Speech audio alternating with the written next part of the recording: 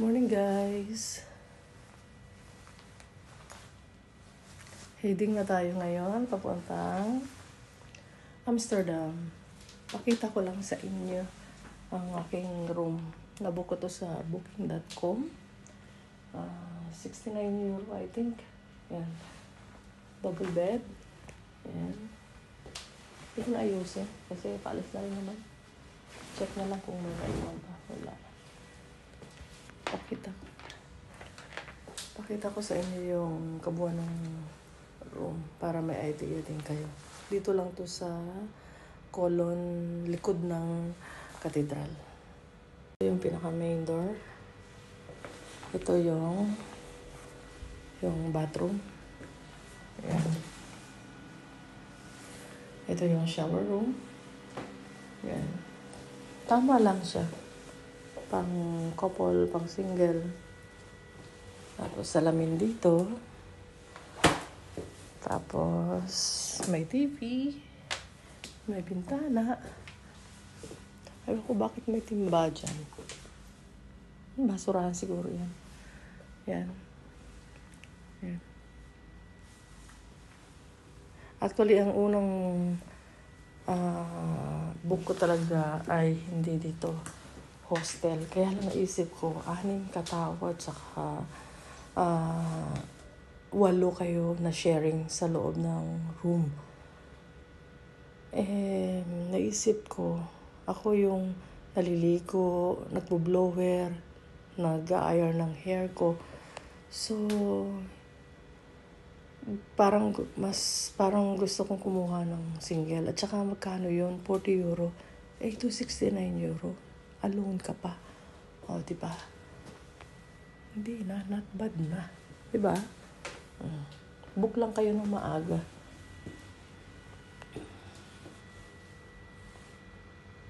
Kaya, yun. Paalis na rin ako kasi 10:30 yung aking train papuntang Amsterdam. At yun ay matagal na biyahe. Aabutin ako ng 4 hours. So, dyan na muna kayo. Magbe-breakfast pa din ako.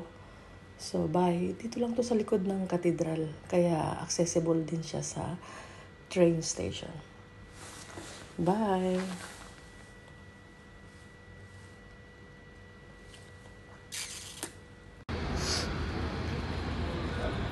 Bye for now! St. Peter Cathedral. Thank you.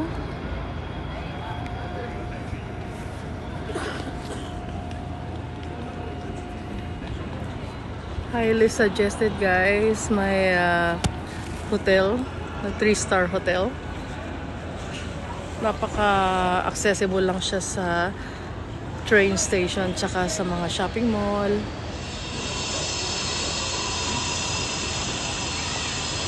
Napakabait pa ng owner. Dito lang siya sa likod niyan. Sa likod lang talaga siya ng katedral. O, diba? Okay, at andito naman ang train station.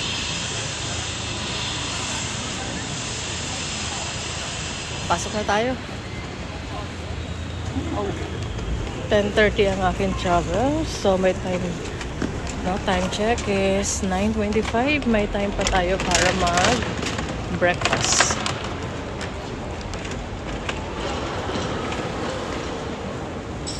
Breakfast tayo kasi 4 na oras ang ating biyahe. So, abutin na lang. Mabait yung reception. Hinanapan niya ako ng direct travel. Yung 3 station kasi, 3 train kasi is connecting sa Brussels. Ayoko na mag-connecting kasi mabigat yung aking luggage. Oh. So, at saka may discount yung nabili kong ticket. Ang bait niya. Super. Yan. Ito yung train station dito sa Cologne, Germany. Bye! Breakfast muna tayo. Parang gusto ko yung cinnamon. It's yummy. Oh.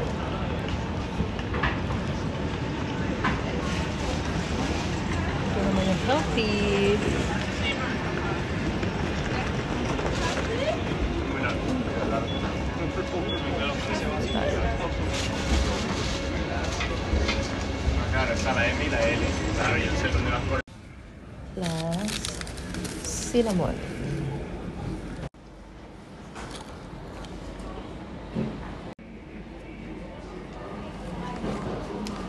Almusal tayo guys.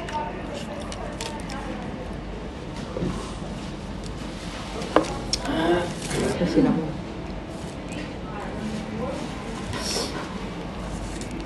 Ito breakfast.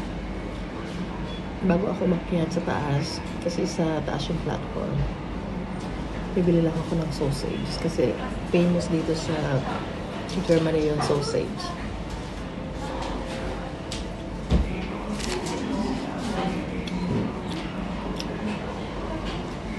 Alam niyo, overall, kahit one day lang ako dito,